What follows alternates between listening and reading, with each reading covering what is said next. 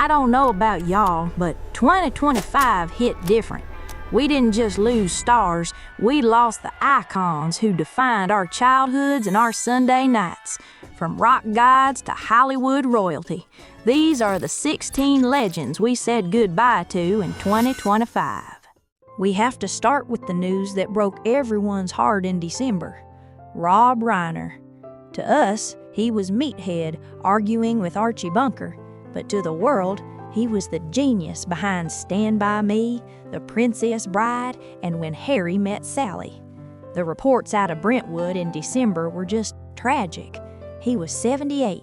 He spent 50 years making us laugh and cry, and losing him like this, it just doesn't sit right. We also have to mention the man who redefined what it meant to be a movie star.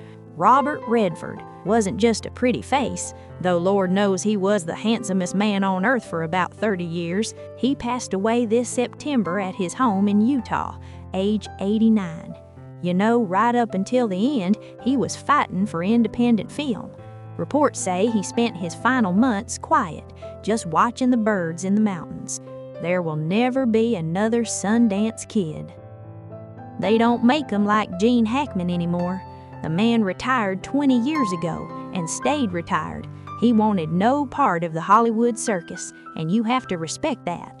We lost him back in February, just a week after his wife Betsy passed. He was 95 years old. Think about that career. Superman, Hoosiers, The French Connection, a true artist right to the bitter end.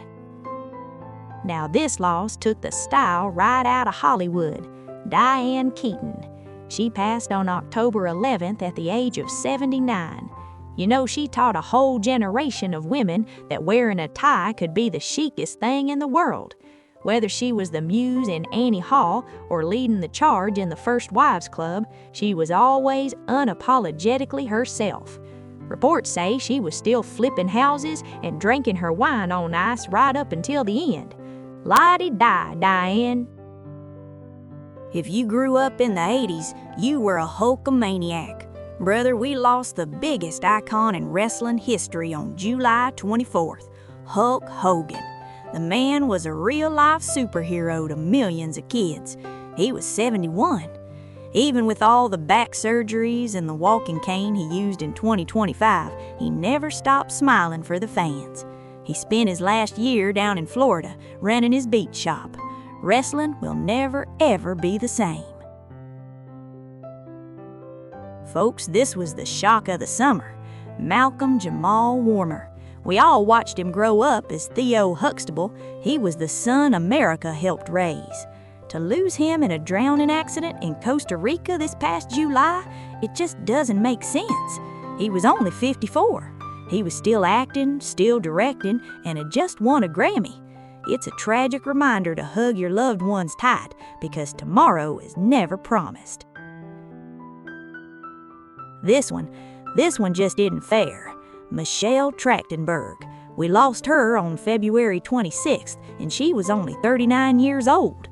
For those of us who watched Buffy or Harriet the Spy, she was the little sister we grew up with. Her family confirmed she passed from complications related to a long-term illness she kept private. It's a stark reminder that you never know what someone is battling behind the smiles on the red carpet. This one hurts because he fought so hard. Val Kilmer, the Iceman. He passed on April 1st from pneumonia complications after battling throat cancer for over a decade. He was only 65. I think we all cried seeing him in the Top Gun sequel a few years back. He couldn't speak much, but those eyes, they still had that same fire. I'm your Huckleberry, forever.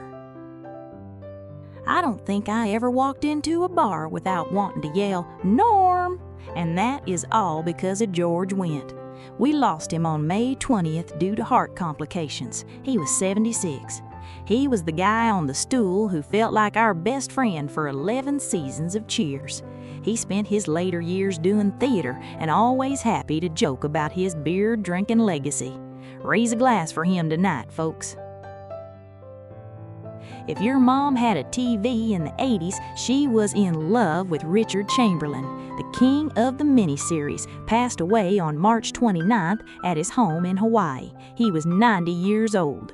From Dr. Kildare to the Thornbirds, he was the ultimate romantic lead. He spent his final years painting and living a quiet, open life in paradise, finally comfortable in his own skin. A class act, through and through. If you like your movies a little strange and a little wonderful, you're mourning this one. David Lynch, the master of the surreal, left us on January 16th at age 79. He gave us Twin Peaks, Blue Velvet, and nightmares we still can't explain. In 2025, he was still active online, posting his daily weather reports. He was a true American original who saw the world differently than the rest of us. We also say arrivederci to a woman who was pure elegance, Claudia Cardinale, the Italian goddess who stole our hearts in Once Upon a Time in the West. She passed away in September in Paris, aged 87. She was the definition of 60s glamour, big hair, winged eyeliner, and that raspy voice. She taught us that beauty doesn't fade, it just evolves. Now this one hit the rock and rollers hard. Ozzy Osbourne. For decades we thought he was invincible. The man bit the head off a bat and lived to tell the tale. But on July 22nd, the Prince of Darkness finally found his peace at age 76. He'd been battling Parkinson's for years. He might have been the madman, but to us, he was the crazy uncle we all loved watching on MTV. The silence is deafening without him. She was the face of the swinging 60s and the muse of the Rolling Stones. Mary Ann Faithfull left us on January 30th at age 78.